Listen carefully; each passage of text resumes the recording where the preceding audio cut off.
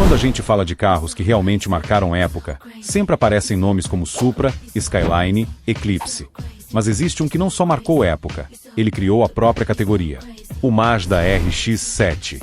E isso aconteceu por um motivo bem simples. Ele não seguia regras. Ele não respeitava tendências. Ele era diferente desde o coração. E esse coração era o famoso motor rotativo Wankel. E é nessa diferença que mora o charme. Para entender por que o RX-7 virou lenda, a gente precisa voltar um pouco no tempo. Na década de 60 e 70, várias montadoras tentaram brincar com o motor rotativo. NSU, Citroën, GM, Mercedes. Todo mundo achou a ideia genial no início. Só que ninguém conseguiu fazer esse motor funcionar na prática. Ele era rápido, era suave, mas era temperamental demais. A maioria desistiu no primeiro tropeço. A Mazda, não.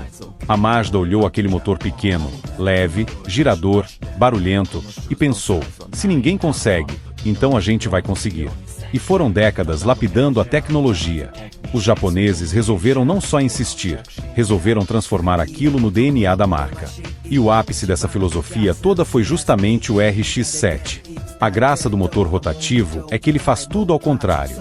Enquanto o motor normal depende daquele balé de pistões indo para cima e para baixo, bielas puxando, válvulas abrindo e fechando, o rotativo é praticamente minimalista.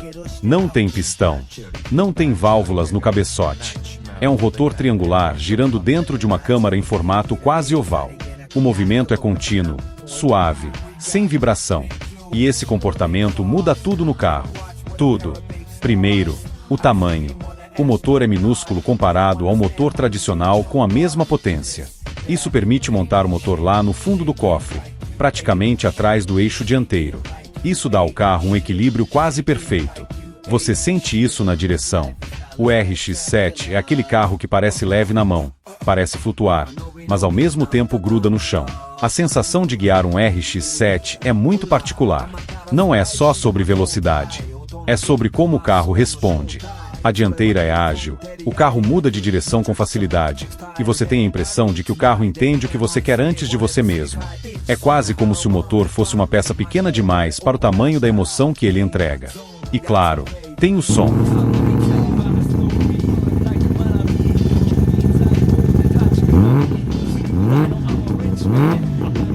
O som do rotativo não parece nada no mundo automotivo.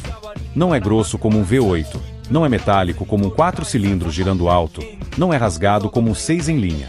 É um som limpo, contínuo, quase elétrico, que só começa a ficar agressivo quando a turbina enche.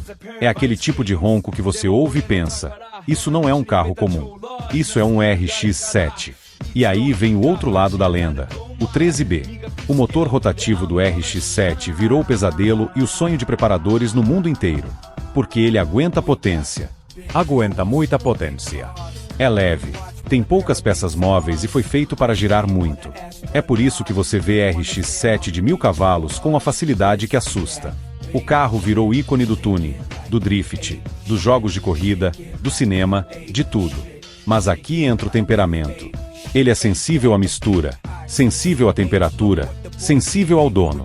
Ele precisa de manutenção certa, óleo certo, combustível certo. Não é o tipo de motor para quem quer praticidade. E é justamente isso que virou parte da lenda. O RX-7 é aquele carro que te testa. Se você cuida bem dele, ele vira uma máquina que entrega a alma. Se você relaxa, ele te deixa na mão sem dó. Muita gente critica o rotativo por causa disso, mas essa crítica só mostra uma coisa. O RX-7 nunca foi um carro para qualquer um. Ele sempre teve esse ar de exclusividade, não pela marca, não pelo preço, mas pelo tipo de relação que você precisa ter com o carro. Ele te obriga a ser entusiasta de verdade. E aí entra outro ponto importante. A Mazda fez o que ninguém mais ousou fazer.